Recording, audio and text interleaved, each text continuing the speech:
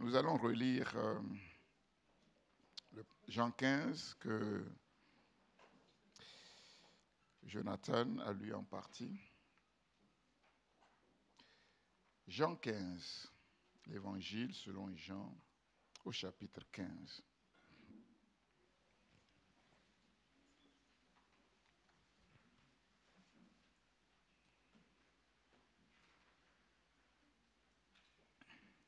Nous lirons à partir du premier verset et nous allons lire les 17 premiers versets.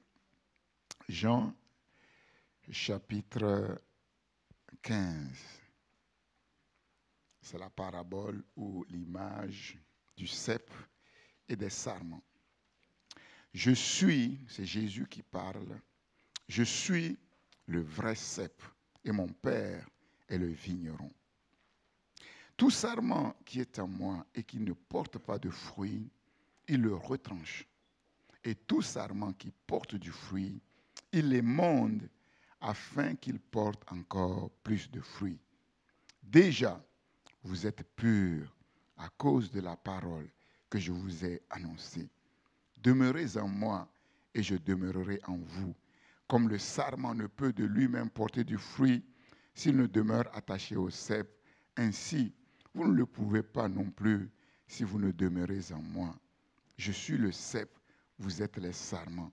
Celui qui demeure en moi et en qui je demeure porte beaucoup de fruits, car sans moi, vous ne pouvez rien faire. Si quelqu'un ne demeure pas en moi, il est jeté dehors comme le sarment, et il sèche, puis on le ramasse, on le jette au feu et il brûle. Si vous demeurez en moi et que mes paroles demeurent en vous, demandez ce que vous voudrez, et cela vous sera accordé. Si vous portez beaucoup de fruits, c'est ainsi que mon Père sera glorifié et que vous serez mes disciples. Comme le Père m'a aimé, je vous ai aussi aimé. Demeurez dans mon amour. Si vous gardez mes commandements, vous demeurerez dans mon amour, de même que j'ai gardé les commandements de mon Père et que je demeure dans son amour. Je vous ai dit ces choses afin que ma joie soit en vous et que votre joie soit parfaite. C'est ici mon commandement. Aimez-vous les uns les autres comme je vous ai aimé. Il n'y a pas de plus grand amour que de donner sa vie pour ses amis. Vous êtes mes amis si vous faites ce que je vous commande. Je ne vous appelle plus serviteur parce que le serviteur ne sait pas ce que fait son maître. Mais je vous ai appelé ami parce que je vous ai fait connaître tout ce que j'ai appris de mon Père. Ce n'est pas vous qui m'avez choisi, mais moi, je vous ai choisi et je vous ai établi afin que vous alliez et que vous portiez du fruit et que votre fruit demeure, afin que ce que vous demanderez au Père en mon nom, il vous le donne. Ce que je vous commande, c'est de vous aimer les uns les autres. Jésus ne nous commande pas d'aimer quelques-uns seulement, de nous aimer tous les uns les autres. Que le nom du Seigneur soit béni. Nous avançons dans notre thème ô combien important, atteindre le sommet de Dieu, atteindre le sommet de la montagne de Dieu, de la montagne de l'Éternel, pour atteindre mon propre sommet, c'est-à-dire simplement pour accomplir ma destinée, l'œuvre pour laquelle je suis, l'œuvre pour laquelle Dieu a trouvé bon de m'amener dans cette existence. Le combat de la vie, le plus grand combat de l'homme sur la terre, c'est le combat de sa destinée. C'est le combat de sa destinée. Et le combat de notre destinée, c'est le combat de notre relation d'amour avec Dieu. Le diable fait tout ce qui est en son pouvoir pour nous séparer de l'amour de Dieu. Et séparé de l'amour de Dieu, l'être humain ne peut pas s'accomplir pleinement sur la terre. Il ne peut pas accomplir sa destinée. Mais comme nous l'avons vu, le diable fait tout, mais l'amour de Dieu est plus fort que tout. Alléluia. Et rien ni personne ne peut nous séparer de l'amour de Dieu manifesté en Jésus-Christ. Le plus grand combat, c'est le combat de notre destinée. Car la Bible dit que servirait-il à un homme de gagner tout le monde, s'il perdait son âme. Oui, on peut gagner le monde entier, mais manquer le but. On peut gagner le monde entier, mais passer à côté du plan de Dieu pour notre vie. Et c'est à la fin de notre existence sur la terre que malheureusement, on se rend compte sans qu'il y ait de possibilité de faire autrement. La victoire dans le combat de notre destinée se trouve uniquement dans la foi en Christ, dans la foi dans la parole de Christ, dans la foi dans la parole de Dieu. Nous avons vu dimanche dernier que sur la parole de Dieu, Abraham, qui était comme frappé par la fatalité, cet homme, en vérité, que Dieu a créé pour une noble vocation, se trouvait comme freiné par la stérilité. Il ne pouvait pas avoir d'enfant. Lui qui a reçu la parole de Dieu, qui disait que sa postérité serait nombreuse comme le sable de la mer, comme les étoiles du ciel. Et sur la parole de Dieu, Abraham sortit. Dieu lui dit, si tu peux compter les étoiles, telle sera ta postérité. Abraham sortit pour compter les étoiles que personne ne peut compter. Une manière de vaincre par la foi la fatalité qui était sur cet homme, de briser le verrou qui était là comme bloquant sa destinée, mais qui a été brisé. Abraham eut confiance en l'Éternel et cela lui fut imputé à justice. Et nous avons vu aussi qu'à cause de la parole du Christ, Pierre, qui était appelé à une noble vocation, à être un grand apôtre, à qui le Seigneur avait donné les clés du royaume. Oui, à cause de la parole du Christ, Pierre sortit après le chant du coq. Pierre sortit pour discerner, pour comprendre les choses, afin d'être vainqueur du péché et de devenir, au travers de la parole de Christ, l'homme qui devait devenir le berger des brebis, le berger des moutons du Seigneur.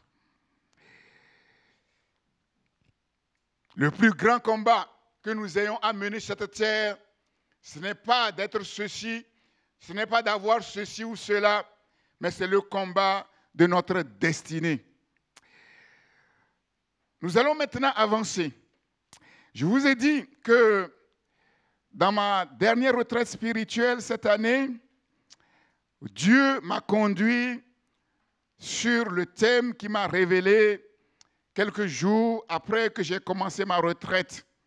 Et ce thème, comme vous le savez, c'est atteindre le sommet de la montagne de l'Éternel pour atteindre son propre sommet, c'est-à-dire pour accomplir sa destinée sur la terre. La première parole que le Seigneur m'a adressée, c'est le psaume 61, 3. « Ô Dieu, conduis-moi sur le rocher que je ne puis atteindre par mes propres forces. » La deuxième parole qui m'est parvenue par l'Esprit de Dieu, le psaume 24, 3. « Qui pourra monter à la montagne de l'Éternel ?» Alors, j'ai dit au Seigneur, « Seigneur, oui, que signifie ce rocher que je ne puis atteindre par mes propres forces? Cette montagne, que signifie-t-elle? Et comment atteindre le sommet de la montagne de l'Éternel? Comment atteindre ce rocher devant lequel je suis par moi-même incapable? Dans la prière et dans l'attente du Seigneur pendant plusieurs jours, j'étais là, m'attendant à ce que le Seigneur puisse me dire quelque chose. Et c'est là où le Saint-Esprit me conduit dans Jean chapitre 15. Et ce fut la troisième parole que le Seigneur m'a adressée. La réponse de ma prière se trouvait dans la parabole ou l'image du cep et des sarments. Et comme je vous ai dit, le dimanche dernier, le chapitre 15 est au centre du discours d'adieu de Jésus à ses disciples. Ce discours a commencé au chapitre 13, chapitre 14, 15, 16 et 17. Et le chapitre 15 est au centre de ce discours d'adieu de Jésus à ses disciples. En quoi ce chapitre est-il un sommet? En quoi ce chapitre est-il le sommet de la montagne de l'Éternel? En quoi ce chapitre est-il le rocher qui n'est pas possible à un être humain par ses propres forces d'atteindre? C'est ce que nous allons voir. C'est ce que le Seigneur m'a révélé, m'a communiqué. En fait, ce chapitre est un concentré de la révélation de Dieu pour notre vie et pour notre destinée. On y trouve la vision du Père céleste, la vision du Fils unique de Dieu, la vision du Saint-Esprit, l'amour sans limite du Père céleste pour ses enfants, la grâce surabondante de Jésus, le Fils unique, et la communion intime du Saint-Esprit. On y trouve aussi la vision de l'identité et de la destinée du disciple du Christ. L'identité et la destinée du disciple du Christ. Les sarments et les fruits que les sarments sont appelés à porter. On y trouve également la vision du tout de Dieu, de l'illimité de Dieu, la vision de l'unité circulaire, triangulaire, Dieu, moi et les autres. On voit au travers de cette image cette intimité, cette union, cette unité indestructible. Et dans cette unité que je qualifie de circulaire, en fait, circulent sans aucune restriction les richesses que Dieu met à la disposition du monde qu'il a créé. L'image de la vigne, nous le savons, est fréquemment utilisée dans l'Ancien Testament pour parler d'Israël, le peuple de Dieu. Mais dans Jean 15, la vigne ne désigne plus le peuple de Dieu, mais la vigne désigne le Fils de Dieu, c'est-à-dire Jésus-Christ lui-même. Cette image révèle la nature et la fonction des trois personnes de la divinité, comme nous allons le voir. Elle révèle aussi la nature du vrai disciple du Christ, sa vie, sa fonction ou sa destinée sur la terre. La relation entre Jésus et son disciple et ses disciples est une relation qui est à la fois un don et une responsabilité. Cette relation est un don. Pourquoi? Parce que porter du fruit dépend entièrement du Christ. Jésus a dit à ses disciples, sans moi, vous ne pouvez rien faire.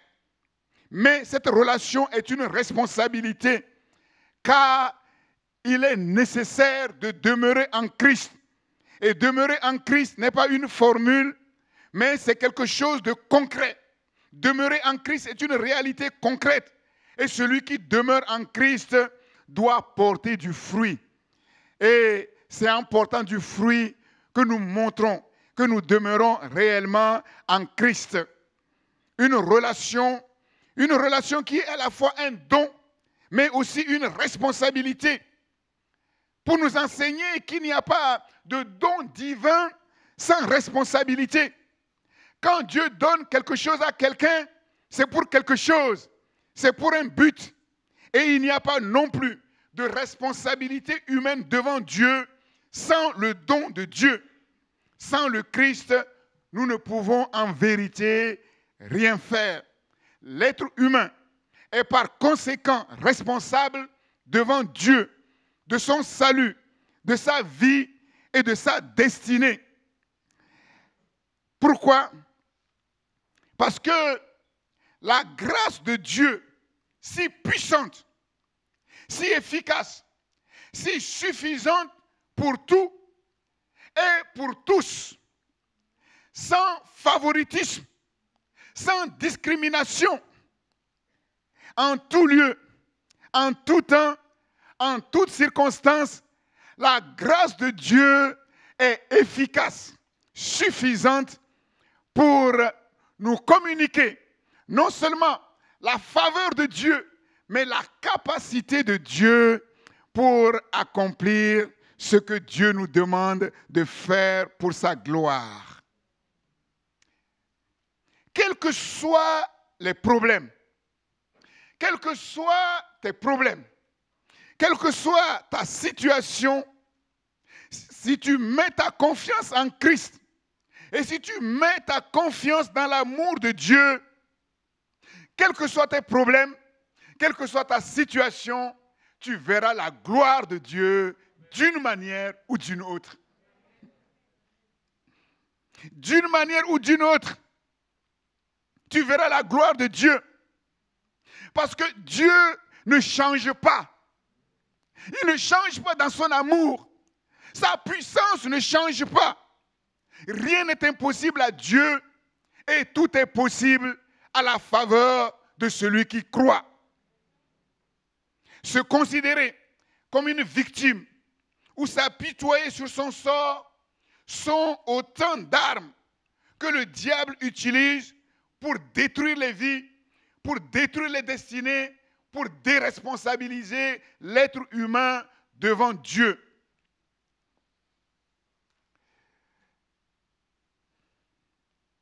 En quoi l'image du sceptre et des sarments est-elle si exceptionnelle pour nous? Nous allons aller doucement, nous allons prendre le temps de développer toutes ces choses que le Seigneur nous donne de comprendre. Et je suis convaincu, comme ça a été le cas pour moi, que quelque chose de fondamental et de profond va être touché dans ta vie au travers de cette parole. En quoi l'image du sceptre et des sarments est-elle si exceptionnelle, si particulière? Quand on regarde cette image, il est frappant de constater quelque chose. Et ce qu'on constate, c'est que les trois personnes de la divinité, nous voyons que ces trois personnes, dans l'histoire, ont agi dans le temps, dans l'histoire. On voit qu'il y a des dispensations où c'est Dieu le Père qu'on voit au devant de la scène. Il y a des périodes de l'histoire où c'est le Saint-Esprit qu'on voit. Il y a des périodes de l'histoire où c'est le Fils qu'on voit. Mais ici, ce qui est vraiment exceptionnel, c'est que les trois personnes de la divinité sont particulièrement actives, entièrement mobilisées, totalement engagé dans la vie et la destinée des enfants de Dieu. C'est extraordinaire. Que le Père se mobilise pour nous, c'est très bien. C'est déjà extraordinaire. Que le Fils, Jésus seulement, c'est déjà... Mais là, le Père, le Fils et le Saint-Esprit ensemble, parfaitement, entièrement mobilisés pour une seule chose, de voir ceux qui ont décidé de mettre leur confiance en Dieu, leur vie couronnée de succès sur la terre. Alors je me dis, comment ma vie peut être un échec sur la terre? Comment? Qui peut tenir devant le Père? Qui peut tenir devant le Fils? Qui peut tenir devant le Saint-Esprit? Et qui peut tenir devant les trois en même temps alignés? Pour s'opposer à ma destinée. Qui?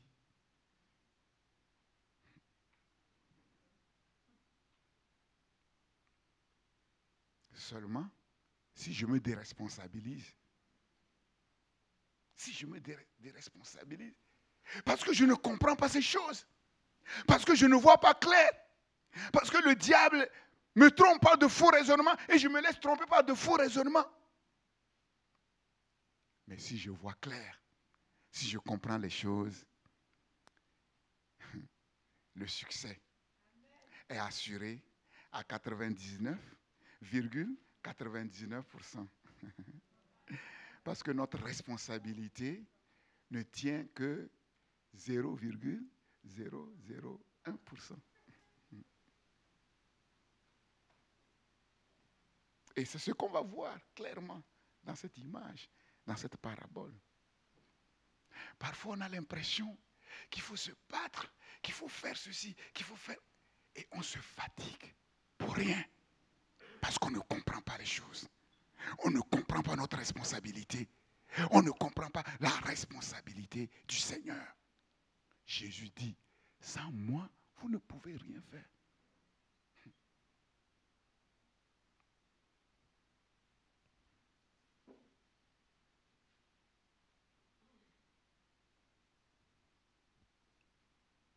Les trois personnes de la divinité mobilisées, engagées totalement pour toi, parce que tu as placé ta confiance dans le Seigneur, pour moi, parce que j'ai placé ma confiance dans le Seigneur. Le Père céleste, c'est le vigneron. C'est le vigneron. Et nous connaissons tous l'importance de la paternité sur la terre. Sur la terre, s'il y a un être humain qui a un père très riche, un père sage, un père intelligent, un père puissant, mais déjà, sa vie est déjà assurée. Mais sur la terre, il n'y a pas un tel père. Il n'y a pas. Alors, la bonne nouvelle ce matin, c'est que si tu n'as pas été gâté sur la terre côté paternité humaine, ce n'est pas un problème. Il y a une paternité encore supérieure, meilleure. Mon père est le vigneron. Mon père est le vigneron. Et vous comprenez que celui qui a le privilège d'avoir un Père si parfait, un Père si omniprésent, un Père si omniscient, un Père si omnipotent, c'est le plus privilégié de la terre.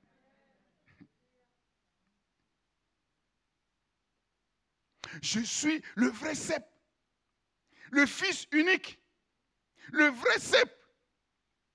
Et nous connaissons tous l'importance du modèle sur la terre.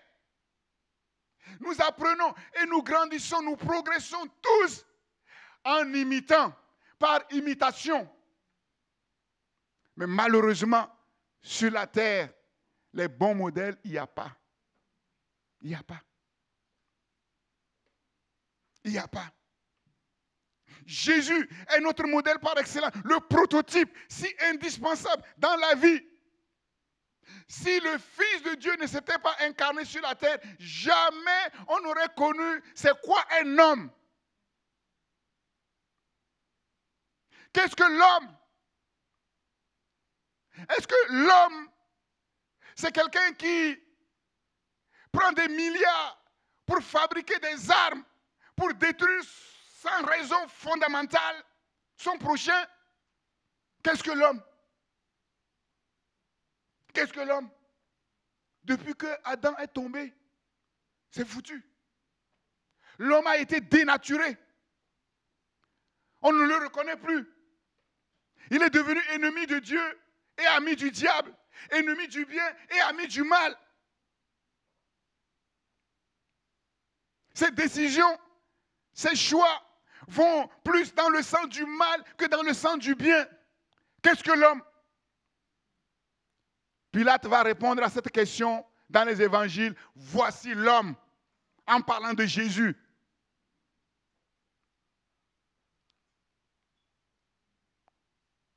Le nouveau représentant de la race humaine, infiniment plus élevé que le premier représentant, Adam. C'est lui qui nous apprend ce qu'est l'amour de Dieu. Non pas de manière théorique, mais de manière concrète. Aimez-vous les uns les autres comme je vous ai aimé.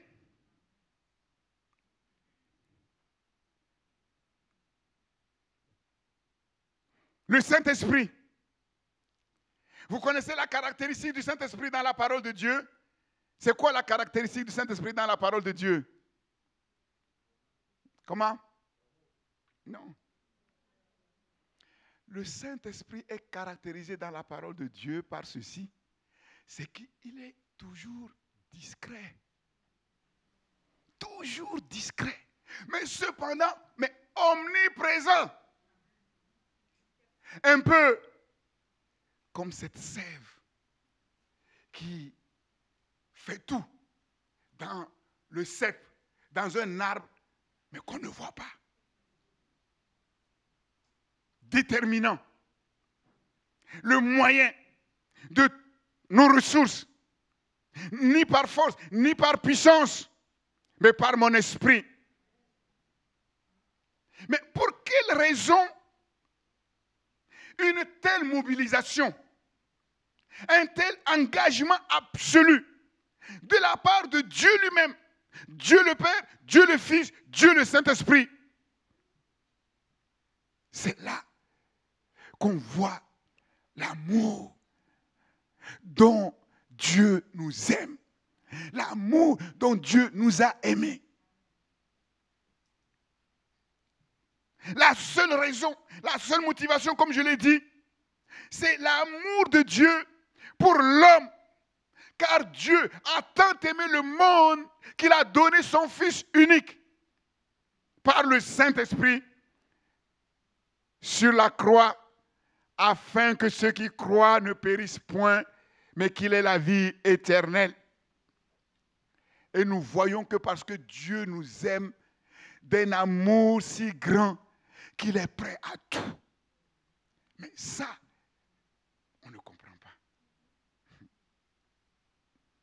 Souvent, on voit nos problèmes, mais on ne voit pas ce que Dieu fait. On a l'impression que Dieu ne fait rien.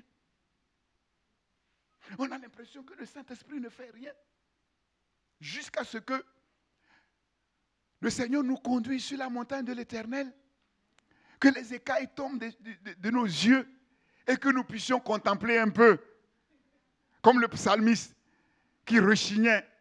Ah, ça sert à quoi de marcher dans la sanctification? Ça sert à quoi de servir Dieu? Quand je regarde autour de moi, les méchants prospèrent. Il se trompait. Jusqu'à ce que Dieu le prenne par la main et le conduise dans le sanctuaire et ouvre ses yeux. Il dit, oh waouh, mais je ne savais pas que c'était comme ça. Et ma prière, c'est qu'au travers de ces enseignements, le Saint-Esprit ouvre vos yeux. Que les écailles tombent de vos yeux. C'est le seul moyen. C'est le seul moyen. Ce passage, je l'ai lu plusieurs fois. Mais jusqu'à ce que quelque chose se passe un jour.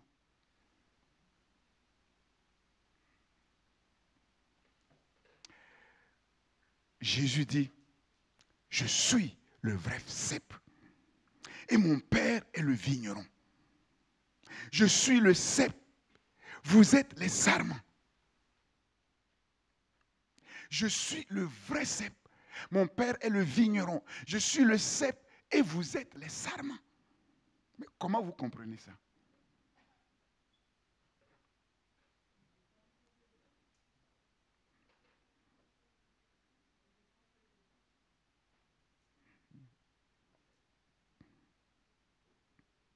Je suis le vrai cep qui ne trompe pas. Qui ne trompe pas.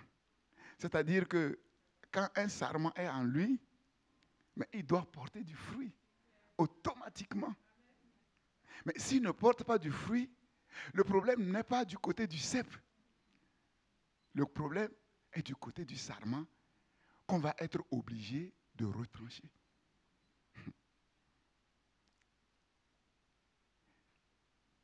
Qu'on va être obligé de retrancher. Jésus nous dit que si nous comprenons bien cette révélation, alors nous serons tranquilles, remplis de joie, remplis de paix. Nous entrerons dans le repos de Dieu. Nous n'aurons plus besoin de nous agiter. Nous n'aurons plus besoin de sauter. Nous n'aurons plus besoin de crier.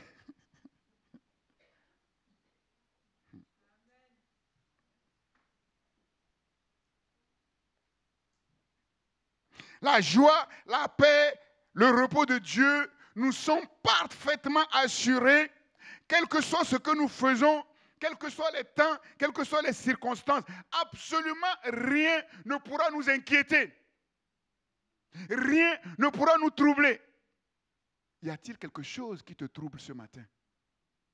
Y a-t-il quelque chose qui t'inquiète ce matin? Même quand les fondements de la terre seraient ébranlés, nous serons tranquilles. Au jour du déluge, quand ça chauffait sur la terre, Dieu, le souverain maître, qui a le contrôle parfait de toutes choses, était assis sur son trône. Et ceux qui avaient mis leur confiance en lui sur la terre étaient tranquilles dans l'arche, sur les eaux, flottaient sur les eaux. Tranquille, tranquille.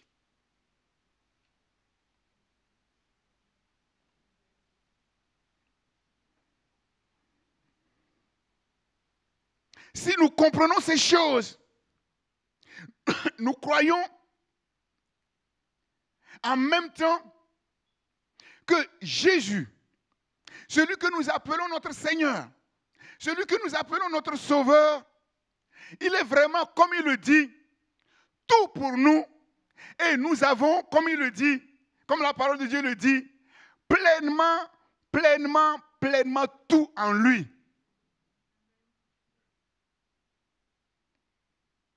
Jean 15, 15. Je vous ai fait connaître, Jésus parle à ses disciples, et c'est à nous qu'il parle aussi aujourd'hui. Je vous ai fait connaître tout ce que j'ai appris de mon Père. Waouh! Tout ce que j'ai appris de mon Père, tout ce que j'ai appris de Dieu le Père, je vous les ai fait connaître. Et à cause de cela, vous avez changé de statut. Parce que je vous ai fait connaître tout ce que j'ai appris de mon Père. Mais je ne sais pas si vous vous rendez compte, quoi. Il ne nous fait pas connaître le tiers, le quart, la moitié, c'est déjà beaucoup. Tout. Tout. Et à cause de cela, vous avez changé de statut. Vous êtes passé de statut de serviteur au statut d'ami. Je ne vous appelle plus serviteur.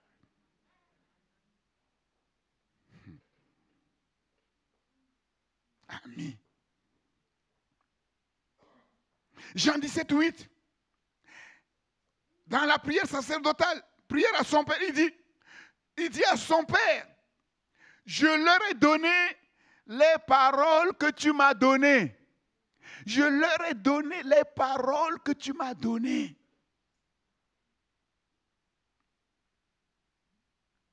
Je leur ai donné ta parole. Jean 17, 14. Et le monde les a haïs. Pourquoi le monde nous hait? C'est parce qu'ils rejettent la parole. Ils rejettent l'évangile. Et ils sont dans les ténèbres. Jésus dit, je leur ai donné les paroles que tu m'as données. Je leur ai donné ta parole. Mais cette parole, c'est quoi? C'est quoi la parole? Les paroles que Jésus a données à ses disciples. La parole que Jésus a donnée à ses disciples. Les paroles que Jésus a données à ses disciples de la part de l'Éternel. C'est quoi? C'est quoi? Mais c'est tout. C'est tout. Les paroles de Dieu, c'est tout. La parole de Dieu, c'est tout.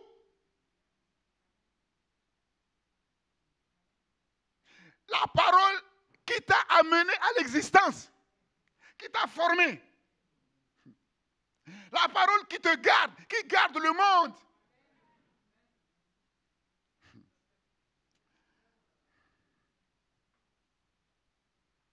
Et Jésus continue en disant, je leur ai donné, comme si ce n'était pas suffisant, je leur ai donné la gloire que tu m'as donnée. 17, 22. Waouh, la gloire que tu m'as donnée.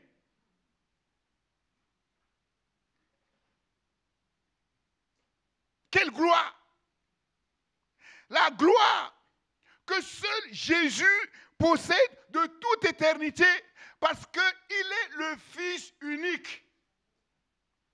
Il est le Fils unique. Jésus a une gloire qui lui appartient exclusivement. Et on ne voit nulle part dans la parole de Dieu Jésus en train de partager cette gloire avec les anges, avec les archanges. Jésus dit, tu m'as envoyé pour quelque chose. J'ai accompli cette chose. J'ai accompli ces choses. Je leur ai donné les paroles que tu m'as données. Je leur ai donné ta parole, c'est-à-dire ta gloire qui m'appartient exclusivement. Je l'ai partagée avec eux.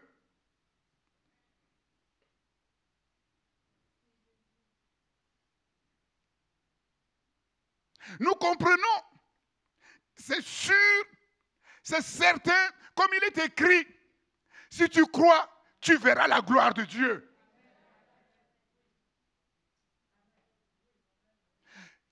Jésus dit, je ne leur cache rien. Je ne retiens rien. Ce que tu m'as donné, je leur ai donné. Je suis devenu comme un canal, une source. Ce que je reçois, je le donne.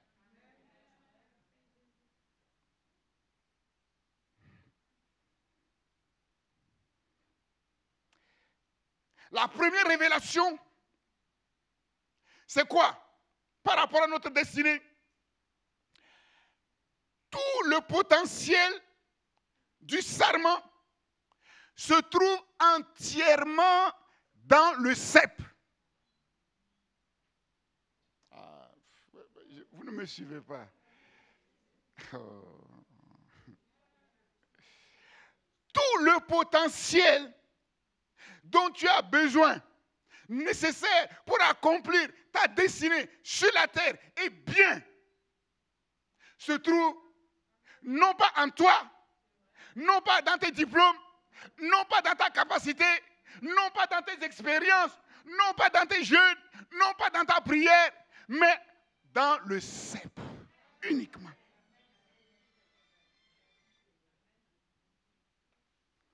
Donc je me dis, mais Seigneur, je ne comprenais pas les choses comme ça. Je croyais que pour accomplir ma destinée, il faut faire comme le pasteur Daniel, jeûner 40 jours pour monter sur la montagne, faire ceci, faire... Non, ce n'est pas ça. Tout ça là, on le fait pour demeurer dans quelque chose. C'est pour ne pas sortir. C'est pour ne pas sortir, hein? C'est pour demeurer dans quelque chose. Dans quelque chose qui m'a déjà été donné. Je n'ai pas besoin de pleurer pour que je puisse le recevoir. Je n'ai pas besoin de jeûner pour que je puisse le recevoir. Je n'ai pas besoin de me lamenter pour que je puisse. Cela m'a déjà été donné. Je leur ai donné tes paroles. Et dans les paroles de Dieu, il y a tout. La révélation du Père, la révélation du Fils, la révélation du Saint-Esprit, la révélation de qui je suis, la révélation de ma destinée et toutes les ressources, les richesses et les capacités dont j'ai besoin pour accomplir cette destinée, pour marcher moi aussi, bomber mon torse et dire non, moi je ne suis pas n'importe qui sur la terre. Et les gens vont regarder, ils vont dire oui, tu n'es pas n'importe qui sur la terre parce qu'on voit au travers de ta parole, mais on voit aussi les fruits que tu portes.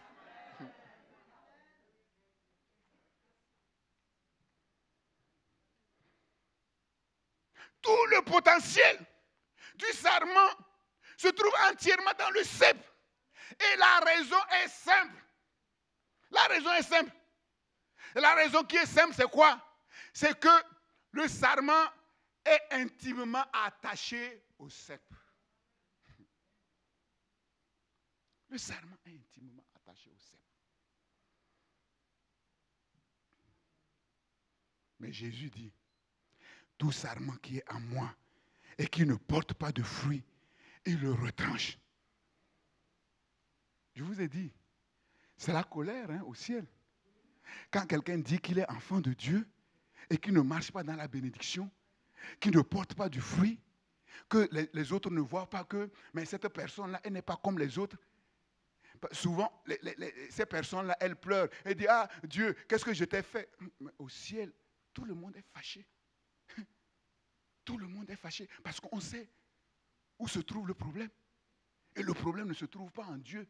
Le problème se trouve en la personne qui pleure, qui refuse de se regarder en face, qui refuse de venir à la lumière de la parole de Dieu, pour que la parole de Dieu qui fait office de miroir puisse amener à la lumière ce qui empêche cette personne de porter du fruit.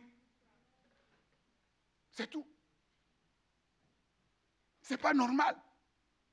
Et comme je vous l'ai dit, on a l'impression que Dieu, il n'aime pas trop donner. Il n'aime pas trop donner. Voilà pourquoi ceux qui ne croient pas, ils sont fatigués d'attendre. Ah, Seigneur, je ne te demande pas un mari. Donne-moi même un petit mari, c'est bon. Ils commencent à rabaisser les exigences. Ils s'apitoient sur les... Et on pleure. Mais Dieu ne fait rien. Dieu ne fait rien. Et comme Dieu ne fait rien, comme je l'ai dit, aide-toi, le ciel t'aidera. Non. Bon, je ne vais pas aller trop loin.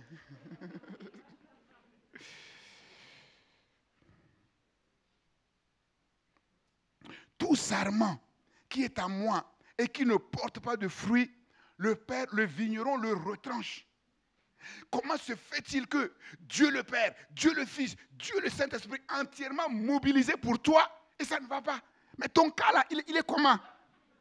Il est comment pour que Dieu lui-même, ce n'est pas le Père seulement. Si c'était le Père, on pourra comprendre. Si c'était le Fils seulement. Mais le Père, le Fils et le Saint-Esprit sont entièrement mobilisés pour toi et ça ne va pas. Mais tu es sorti d'où? Tu es sorti d'où?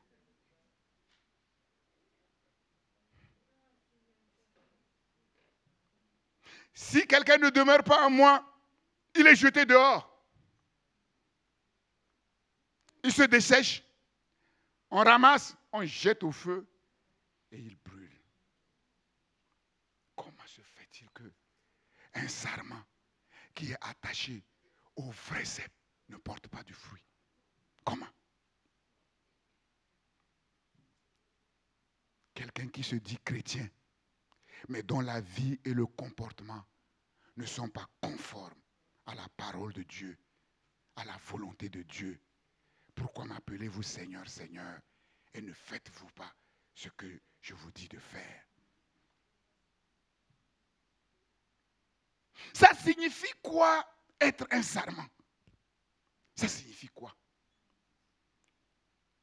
Théologiquement, ça signifie quoi? Être un sarment. Ça signifie simplement être en Christ. Uni au Christ. Tout sarment qui est en moi, uni au Christ. Si quelqu'un est en Christ, il est une nouvelle créature. Il est une nouvelle création.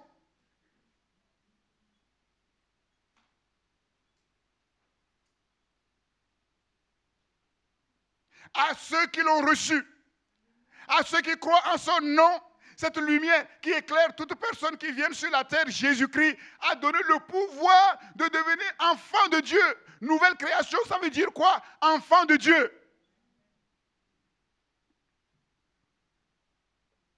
Or, c'est par Dieu que vous êtes en Jésus-Christ. C'est par Dieu que vous êtes en Jésus-Christ. Qui, par la volonté de Dieu, a été fait pour nous sagesse, c'est-à-dire justice, sanctification, rédemption.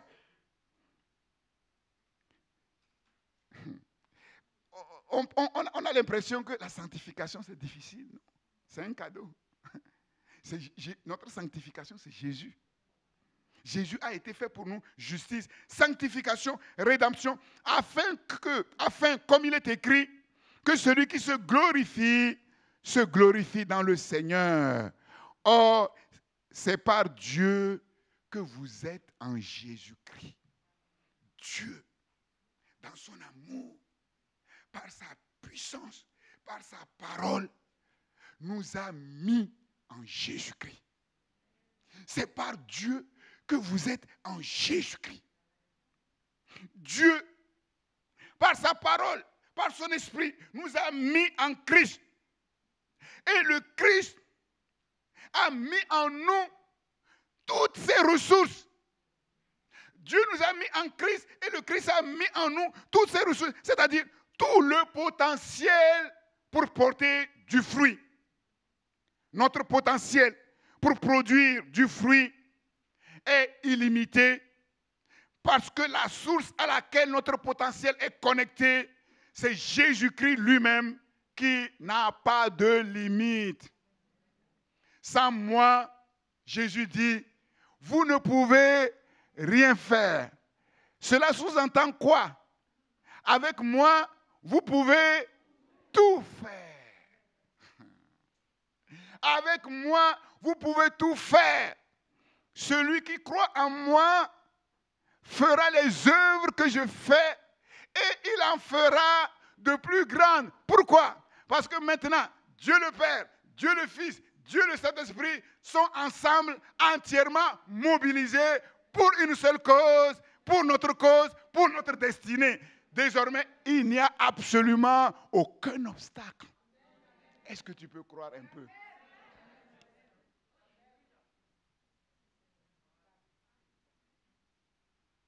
Être en Christ signifie l'union avec le Christ. Mais pas n'importe quelle union. Une union totale. Une union intime. Le cep et le sarment vivent dans une relation intime, parfaite. La sève qui circule entre le cep et le sarment, c'est la même sève. Et cette sève fait référence aux fruits de l'esprit dans Galates 5, 22.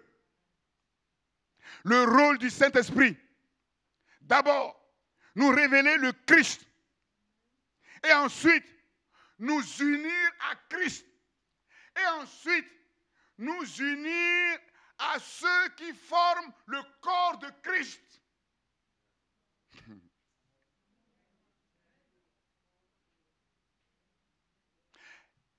Comment voit-on qu'un chrétien est parfaitement uni au Christ s'il est parfaitement uni au corps de Christ?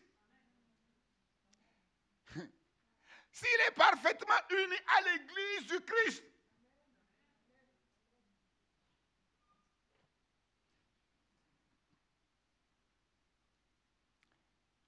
Le Christ demeure en nous,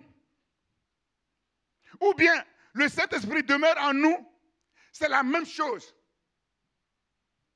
C'est une seule et même réalité spirituelle dans le Nouveau Testament.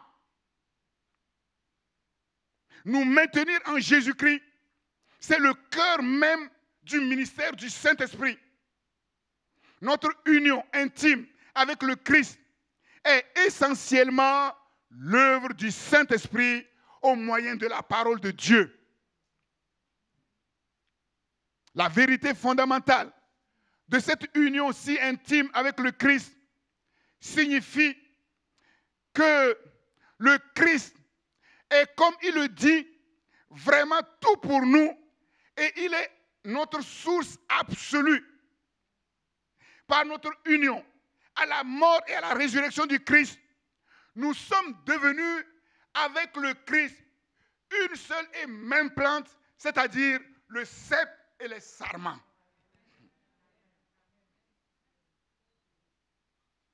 Le cep et les sarments.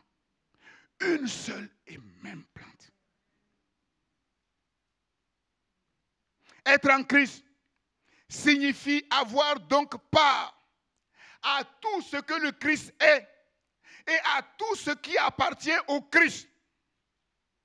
Tout ce que le Christ est nous appartient. Tout ce qui appartient au Christ nous appartient. Il faut le comprendre. Il faut le croire.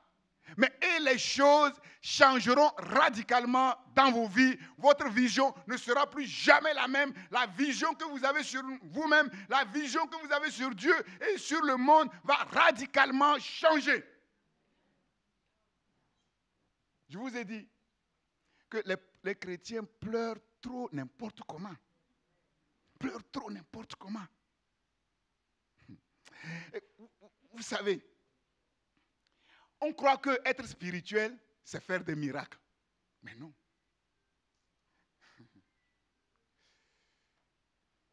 Quand quelqu'un fait des miracles, on dit, ah ouais, quel homme de Dieu. Ce n'est pas le plan parfait de Dieu. On embête Dieu. On demande à Dieu de toujours court-circuiter ses lois.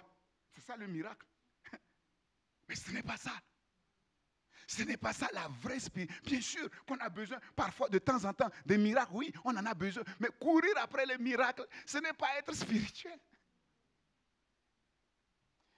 Le spirituel, c'est celui qui croit à cette révélation que l'image du cep et du sarment nous communique.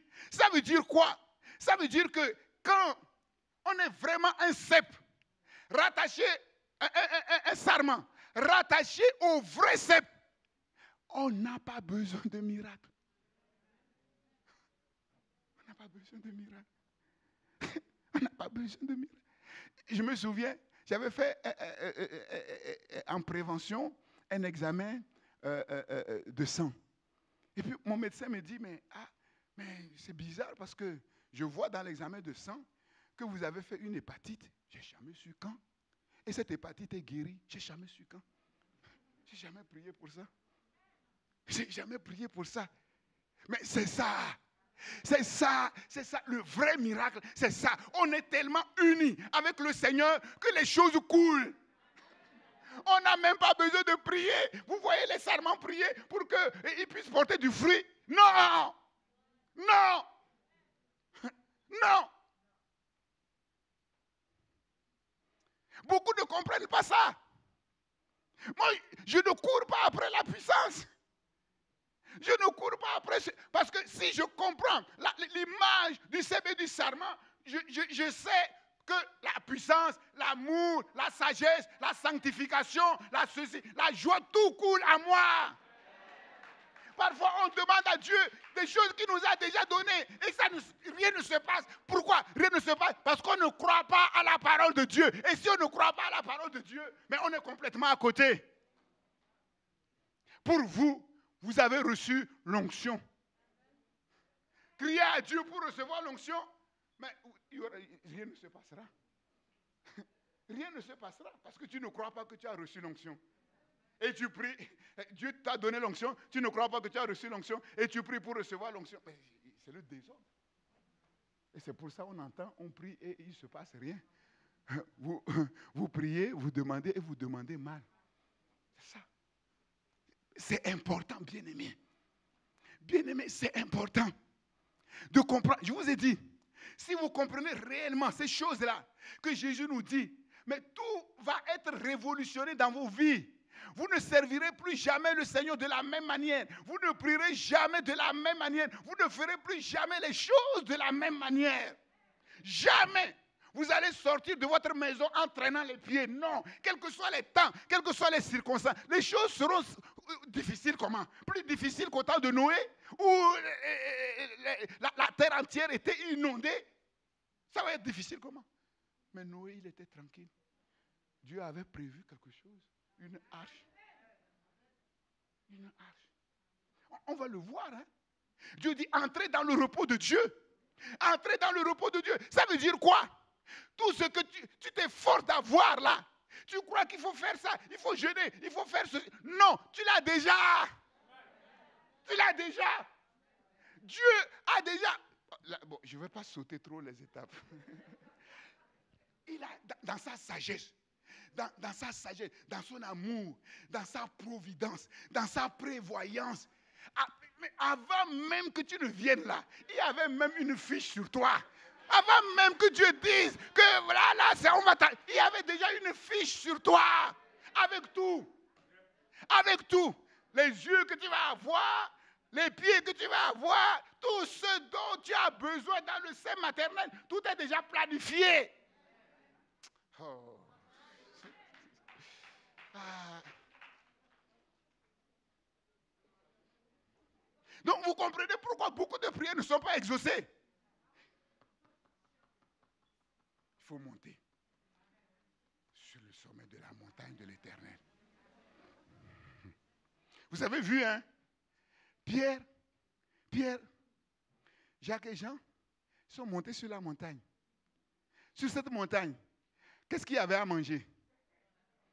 Sur cette montagne, qu'est-ce qu'il y avait de beau?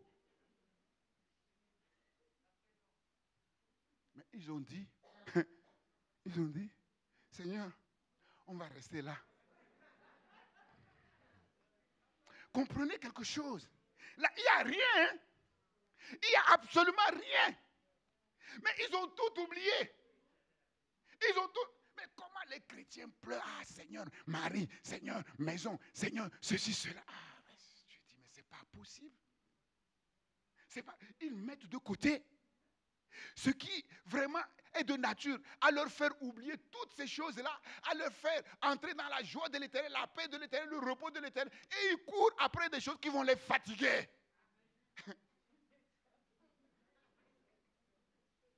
Qui vont les fatiguer. À moins que Dieu soit à l'œuvre en toi et Dieu soit à l'œuvre dans celui après qui tu languis. Sinon, il va venir et ça va être problème à la maison. Et tu vas commencer à écrire des poèmes. Avant le mariage, je me souviens que tout était comme ça. J'étais tranquille. Quand je rentrais à la maison, mon cœur ne faisait pas boum, boum, boum.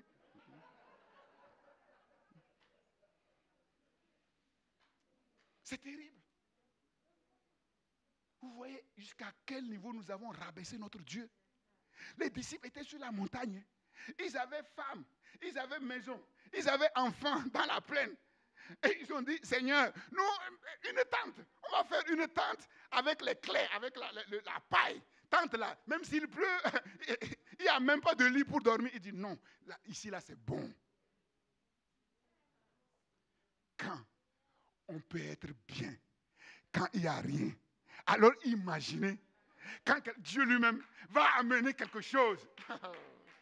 Je vous ai dit, hein, moi je sais faire la différence entre les vacances, les congés que je prends moi-même, les voyages que j'effectue par moi-même et les voyages que Dieu me donne. Je vois la différence, je vois clair. Hein? Ah, il faut voir clair.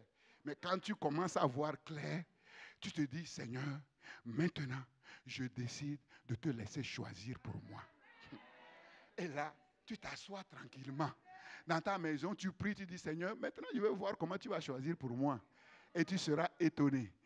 Tu seras étonné que Eliezer fasse des kilomètres et des kilomètres pour t'amener la plus belle, le plus beau. Et Isaac était tranquillement à la maison. Il attendait simplement que ça vienne.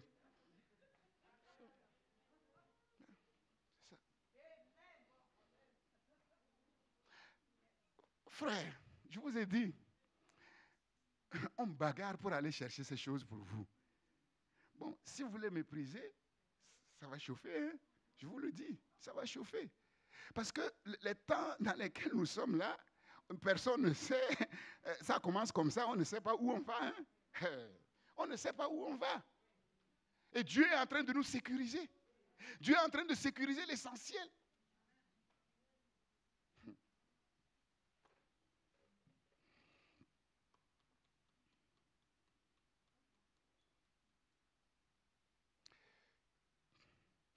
Tout ce que le Christ est venu faire sur la terre, dans la souffrance, dans les pleurs, dans la tragédie, c'est pour toi, c'est pour moi.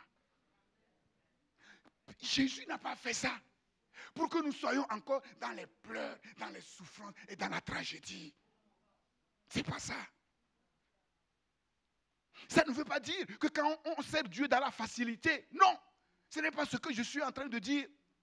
Ça veut dire simplement que même quand c'est difficile, on trouve en ce Christ-là, qui a dominé toutes ces choses, une force pour faire face à ces choses-là et pour triompher de ces choses. C'est ce que je suis en train de vous dire. Et on ne baisse pas les bras. C'est celui qui cherche à nous arrêter sur le chemin. C'est lui qui va baisser les bras. Est-ce qu'il a même ces bras-là même? Est-ce qu'ils n'ont pas été coupés à la croix? Bon, n'allons pas au-delà de l'évangile. Hein. C'est l'imagination qui parle là. C'est un lion qui n'a plus de dents, qui n'a plus de griffes, qui ne sait que rugir, faire peur.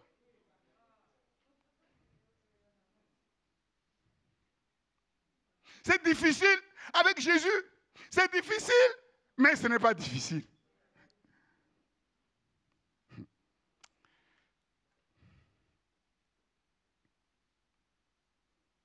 C'est par Dieu que nous sommes unis à Christ. Par le moyen de la foi. C'est le plan éternel de Dieu pour nous. La volonté parfaite de Dieu pour nous. Dieu nous a mis en Christ. Mon frère, ma soeur, tu es en Christ. Et en Christ, tu es attaché, mais uni, intimement, de telle manière que si toi-même, tu ne décides pas de te séparer, personne, rien, aucun problème. Aucun problème. Parce que si je puis m'exprimer ainsi, le glue, c'est comment la colle la plus forte qui existe. Le super glue que Dieu a utilisé pour t'attacher au Christ est tel que il n'y a rien dans le ciel, il n'y a rien sur la terre, il n'y a rien sous la terre qui peut te séparer. Et ce super glue, c'est l'amour sans limite de Dieu pour ta vie qui est infiniment au-dessus de tout.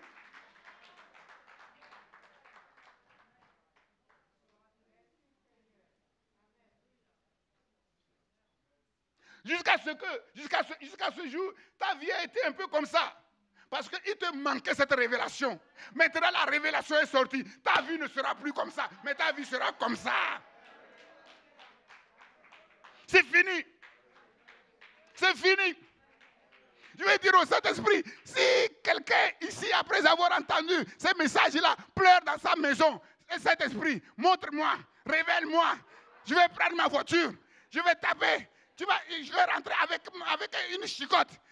Tu vas croire que Dieu a envoyé son serviteur pour te consoler. Non, je vais bien te chicoter. Mais si tu es en train de pleurer en disant, Seigneur, oui, je vois que, oui, ce que tu as préparé pour moi est tellement grand, mais ma vie n'atteint pas même la moitié de ce que tu as préparé pour moi. Je veux plus. Ah ouais, là, je vais venir frapper à ta porte pour dire, on se met à genoux et on prie ensemble. Tu pries parce que tu vois que dans le monde, les choses ne vont pas. Il y a tant d'âmes à gagner. Et tu dis, non, Seigneur, je ne peux pas me complaire, simplement m'asseoir dans ta bénédiction et me réjouir égoïstement et être comme une peau de chagrin. Oui, je demanderai au Seigneur, envoie-moi. Et on va se prendre la main et on va se mettre à genoux pour pleurer ensemble. Mais pleurer comme si tu es rien. Alors que tu es tout. Pleurer comme si tu n'as rien. Alors que tu as tout. Ça, au ciel, on ne l'accepte pas. On ne peut pas l'accepter. Ça déshonore Dieu. Ça rabaisse l'œuvre de Christ à la croix de Golgotha.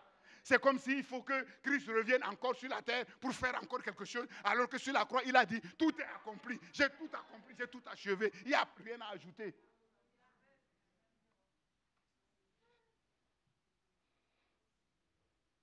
Notre union avec le Christ, elle est totale.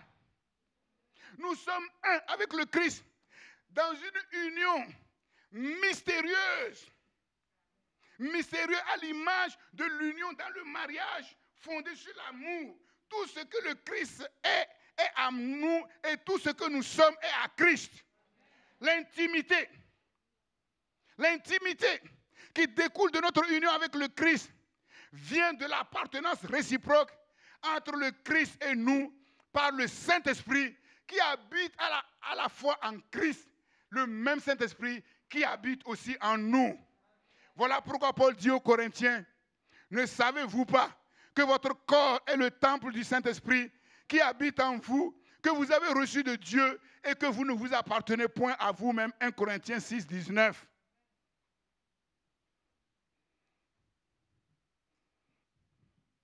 Par le Saint-Esprit, le Christ s'est donné totalement à nous. Et par le même Saint-Esprit qui est en nous, nous nous donnons totalement au Christ. L'image du cep et des sarments donne davantage de force à la révélation de l'intimité du chrétien, du disciple du Christ avec son maître. Il n'y a pas, regardez dans la parole de Dieu, il n'y a pas d'image vraiment plus forte. Parce que même quand on prend l'image conjugale, l'image de l'homme et de la femme, mais l'homme et la femme, ils sont quand même séparés. Hein? Oui, et c'est pour ça qu'on dit qu'ils sont mystérieusement unis, parce qu'ils sont deux personnes bien séparées. Donc l'homme peut sortir, aller à gauche, la femme se lève, elle va à droite. Mais l'image du cep et du sarment, c'est pas comme ça. C'est pas comme ça. Quand le cep se lève, là, le sarment dit, ah, là, tu ne vas pas me laisser là, hein? Tu ne peux pas me laisser là. Là où tu vas, c'est là où moi je serai aussi. C'est pour ça que Jésus a dit, mais moi je te prie, afin que, Père, là où je serai là-haut, là, il faut qu'il soit avec moi. Cette union est telle que, mais Christ ne peut pas rester seul. Mais c'est incroyable. C'est incroyable. Il prie, il dit, mais là où je serai là, je veux que ce que tu m'as donné soit avec moi, qui voit ma gloire, qui continue à partager ma gloire. C'est incroyable. C'est incroyable. C'est vraiment le sommet. Quand on prend l'image de la brebis et du berger, mais il y a une différence. La brebis est là, le berger est là. Parfois la brebis peut... Mais l'image du cep et du sarment, il n'y a pas. Il n'y a pas. C'est le sommet. C'est le sommet de la montagne. Où nous contemplons la gloire de Dieu manifestée au travers de son amour pour son Fils, manifestée au travers de l'amour du Fils pour nous, manifestée au travers de notre amour pour le Fils et pour le Père. Pour le Fils et pour le Père.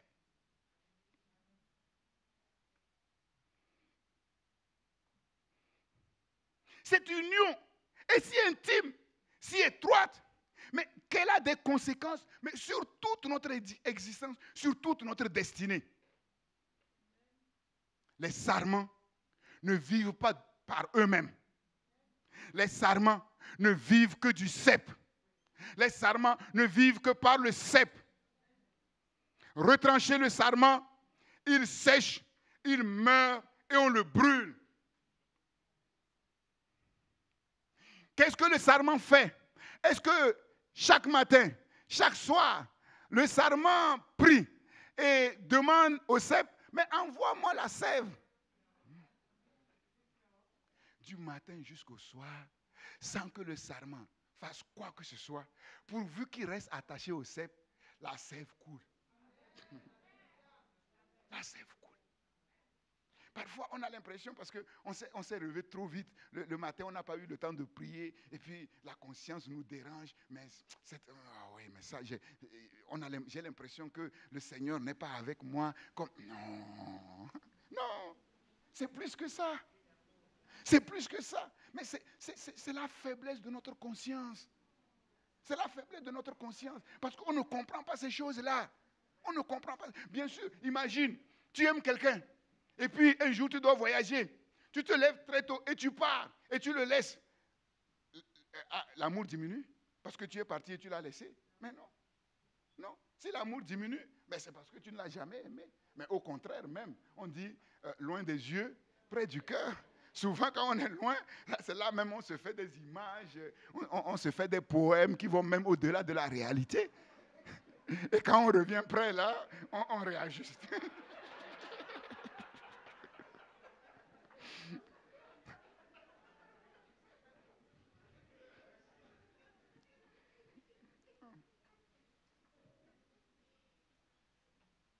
Bien sûr que quand on aime quelqu'un, on aime toujours être avec la personne. Mais vous êtes d'accord avec moi que les responsabilités sur la terre sont telles que même si on aime quelqu'un, on ne peut pas rester avec lui nuit et jour. Et ce n'est pas parce qu'on ne reste pas avec lui nuit et jour que notre amour est diminué. Non, si notre amour diminue, c'est qu'il n'y a jamais eu d'amour.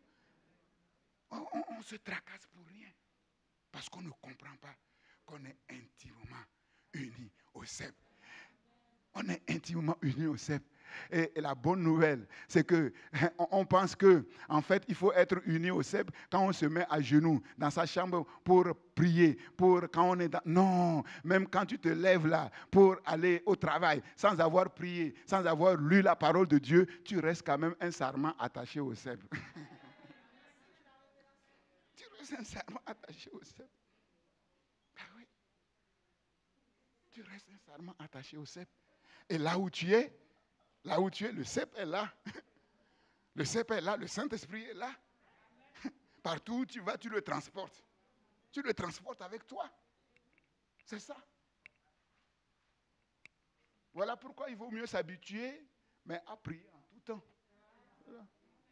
Qu'on soit à la maison, qu'on soit dans le train, qu'on soit... C'est ça, l'habitude de la prière, la respiration de l'âme. Et là, on est tranquille. On est tranquille. Mais qu'est-ce que... Dites-moi. Mais qu'est-ce que le cep fait quand il est attaché, qu'est-ce que le sarment fait quand il est attaché au cep pour porter du fruit? Dites-moi. Qu'est-ce qu'il fait? Les enfants, répondez. On va laisser les enfants. J'ai dit, réponds. Tu sais ce que c'est qu'un cep? Tu sais le raisin, tu connais le raisin. Tu sais que le raisin, on le cueille sur quel arbre? C'est sur, on appelle ça la vigne. C'est comme un petit arbre. Voilà. Et donc, la vigne, ce petit arbre-là, a des branches. Et après, sur ces branches-là, les feuilles sortent. Et après, sous les feuilles, les fruits, les raisins sortent. Mais les branches sont attachées à l'arbre. Tu n'as jamais vu un arbre? Quel arbre tu connais? Le quoi? Le chêne. Tu l'as vu où le chêne? Dans un livre. Et les enfants, quel arbre tu connais? Rappelle-moi ton prénom. Hein? Manuela. Emmanuela. Quel arbre tu connais? Hein? Comment? Le quoi? Le sapin. Vous êtes compliqué, hein? le chêne, le sapin. Et c'est David. David, quel arbre tu connais? Hein? Le quoi? Être. Donc vous voyez, hein, vous pensez qu'ils sont petits et ils ne comprennent pas ce que le... Moi, je n'utilise pas les mots aussi difficiles. Hein. Regardez les mots qui nous sortent là. Le être, le sapin, le chêne. Et toi, j'espère que tu vas nous sortir de ce pépin-là. Quel arbre tu connais?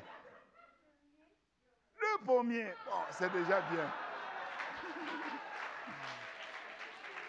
Est-ce que tu as déjà entendu que le pommier pleure parce qu'il ne porte pas de fruits?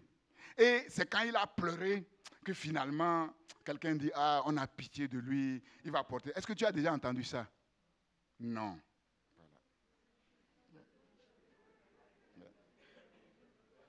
C'est ça. Qu'est-ce que le sarment fait? Nous allons le voir. Hein? Nous allons le voir. On va voir après, on voit la responsabilité du cep. Après, on va voir la responsabilité du vigneron. Mais c'est extraordinaire. Je suis allé même jusqu'à demander à un ami qui est un vigneron top, hein, parmi les tops dans le monde. Je lui ai demandé quels sont, comment dire, le secret pour qu'une vigne porte du fruit. Il m'a répondu. Mais c'est complexe. C'est complexe. Je vous ai dit, Dieu nous attire à lui pour nous faciliter la vie. Qu'est-ce que le sarment fait pour porter du fruit? Mais rien. Mais pour porter du fruit, mais c'est complexe. C'est complexe. Allez étudier la fructification. Oh, c'est complexe. Il faut le travail du vigneron. Il faut que le cep soit bon. Il faut que ce soit dans la bonne terre. Il faut que le climat... je ne sais pas comment on appelle la photosynthèse, mais c'est incroyablement complexe. Mais Dieu nous facilite toutes choses. Et il nous dit simplement, la seule chose que je vous demande, mes enfants, restez attachés à moi. Et tout le reste, vous n'avez pas à vous tracasser. Que vous dormiez ou que vous soyez éveillés, moi je travaille pour vous. Et pendant que vous ronflez, moi je travaille pour vous. C'est incroyable. C'est incroyable. Mais il faut le comprendre. Il faut le croire. Et il faut ajuster sa vie à ces choses-là. Voilà pourquoi Jésus a dit, ne vous inquiétez de rien. Que votre cœur ne se trouble point. Même dans les situations les plus tragiques, les plus difficiles.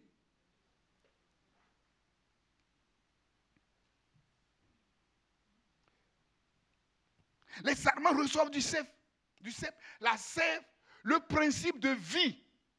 Le principe de vie et de fructification qui permet de donner du fruit. Et si on veut le rapporter à nous, qui ne sommes pas, qui sommes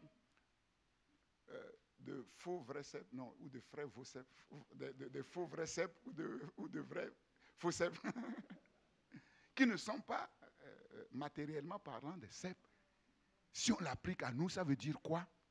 Ça veut dire tout simplement que tous les principes de vie, tous les principes pour porter du fruit, nous sont donnés par le Saint-Esprit au moyen de la parole. Au moyen de la parole. Que la parole de Dieu habite en vous dans toute sa richesse. Et elle fait le travail par l'Esprit de Dieu qui est dans cette parole-là. Dans la parole du Christ se trouve la sagesse du Christ, sa force, sa puissance, sa foi, son obéissance, son amour. Et on peut citer tout.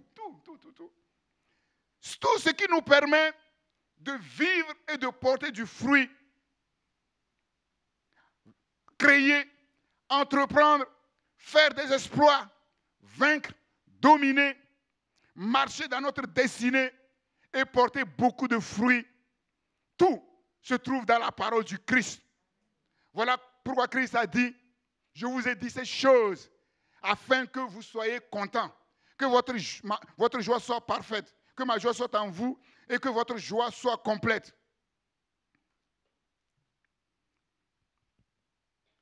Jean chapitre 6, verset 63, Jésus dit, c'est l'esprit qui vivifie. C'est-à-dire, c'est l'esprit qui donne la vie. Et ici, il faut comprendre cette vie par la vie du Christ. Et la vie du Christ, mais c'est cette vie dans laquelle se trouvent toutes les ressources, toutes les richesses, toutes les capacités de Dieu concentrées. Dans cette vie, c'est l'esprit qui donne cette vie. Les paroles que je vous ai dites sont esprit et vie.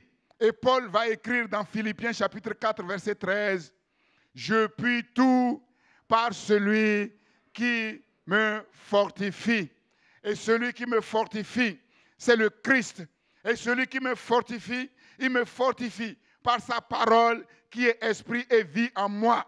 Alors je comprends que toutes les fois où je me nourris de la parole du Christ, de la parole de Dieu, oui, je possède la vie du Christ, je possède la sagesse du Christ, je possède la justice du Christ, la puissance du Christ, le tout de Christ. Alléluia. Par la parole de Dieu, le Saint-Esprit qui habite en Christ et en nous, nous unit intimement au Christ et en même temps, il déploie pour nous toutes les richesses, toutes les capacités, toutes les ressources illimitées que le Père a données au Fils et que le Fils nous a données pour porter du fruit, pour porter plus de fruits, pour porter beaucoup de fruits à la gloire de Dieu le Père, pour notre propre bien et pour le bien des autres. Et je dis Amen. On va s'arrêter là, on va...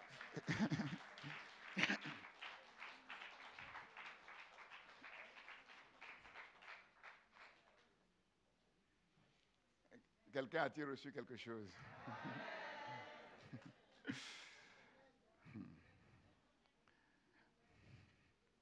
Quelqu'un croit-il que ces choses ont remué quelque chose en lui? Une révolution en lui? Donc, à partir de maintenant, je vais vous voir enthousiaste. Hein? Je l'avais dit la dernière fois, que je vais me mettre à la porte pour trier les sarments. Les sarments qui portent du fruit. Et comme Jésus l'a dit, le premier fruit qu'on doit voir, c'est la joie. C'est la joie, l'enthousiasme. Ce n'est pas qu'on a des problèmes. Si vous me demandez comment ça va, je vous dirai toujours, ça va très bien. Même si ça chauffe, même si ça brûle, je vous dirai toujours, ça va très bien. Non pas parce que je suis un naïf, non. Parce que je sais en qui j'ai cru. Je sais à qui je suis uni. Alléluia. Alléluia. On va se lever, s'il vous plaît. On va terminer par la prière. Gloire à ton nom, Seigneur. Conduis-nous, Saint-Esprit, à gravir progressivement la montagne de l'Éternel jusqu'au sommet, Seigneur.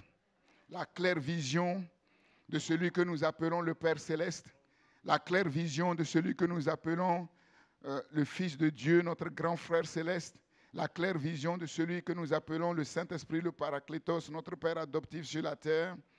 Seigneur, la claire vision au travers de tout cela, de qui nous sommes, de ce que nous avons, ce que notre Père céleste nous a donné, l'illimité de Dieu, le tout de Dieu. Seigneur, oui, Père, c'est ton plan. C'est ton plan, Seigneur, pour nous. Oui, qu'est-ce que nous avons à faire? Ce que nous avons à faire, c'est d'être de vrais sarments attachés au vrai cep. Et à partir de là, le vigneron travaille. À partir de là, le cep travaille. À partir de là, la sève travaille, Seigneur. Nous portons du fruit, beaucoup de fruits, sans même savoir pourquoi, comment ça se fait, Seigneur. Sans connaître les principes de la fructification. Dieu de gloire, oui, notre relation avec toi change, Seigneur. Nous ne sommes pas là toujours à pleurer devant toi. Donne, donne, donne, donne. Tu as déjà tout donné, Seigneur, au Dieu. Oui, notre service change, Seigneur. Et le fondement de notre service, c'est notre amour pour toi. Le fondement, oh Dieu, de notre prière, c'est notre amour pour toi. Nous faisons tout par amour, parce que par amour, tu as tout fait pour nous, Seigneur. Dieu de grâce, Dieu de miséricorde. Oui, que ta gloire éclate. Cette gloire que tu nous as donnée en Jésus-Christ, Seigneur, et qu'il a partagée avec nous. Oui, il ne nous appelle plus serviteurs, mais il nous appelle ses amis.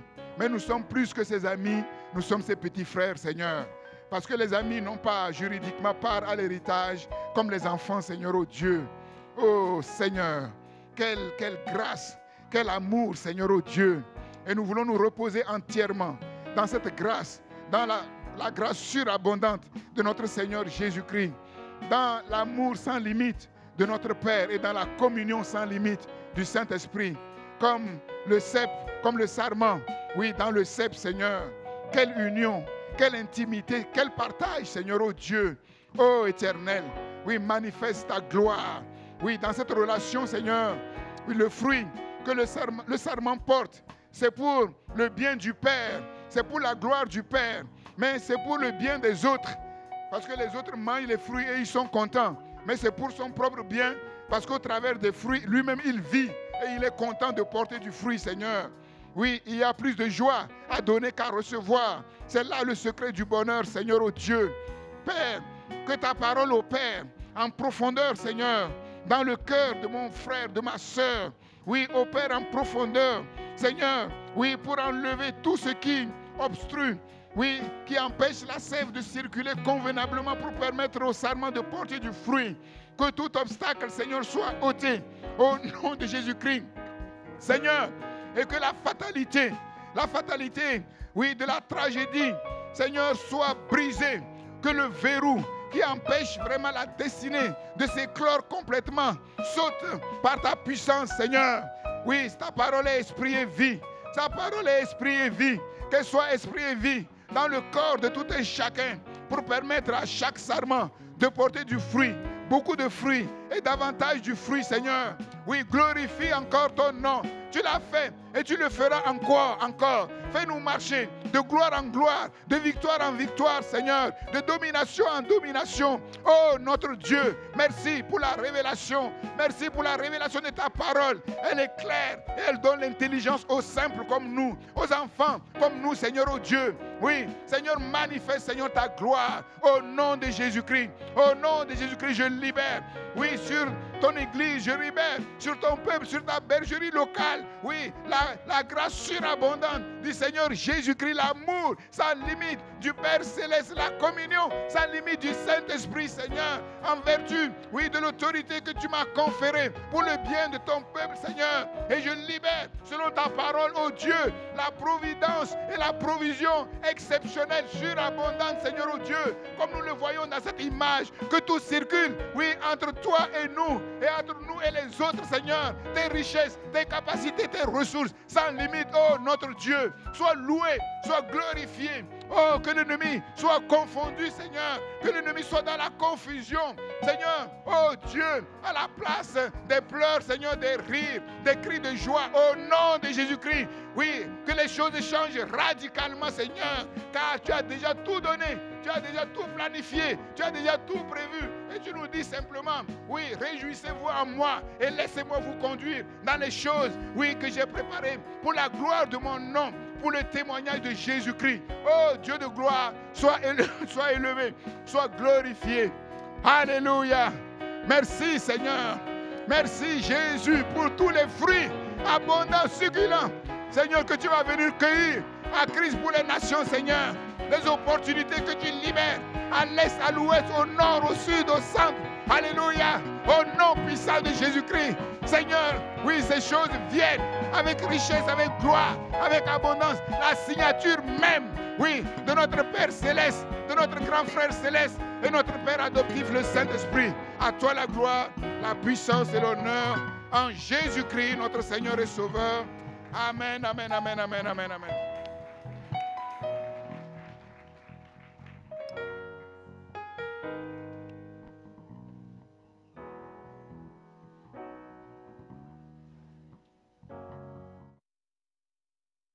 Notre culte en ligne est maintenant terminé. Merci à tous de nous avoir suivis. Vous pouvez nous suivre sur christpourlesnations.com. Nous vous souhaitons une excellente semaine. À dimanche prochain.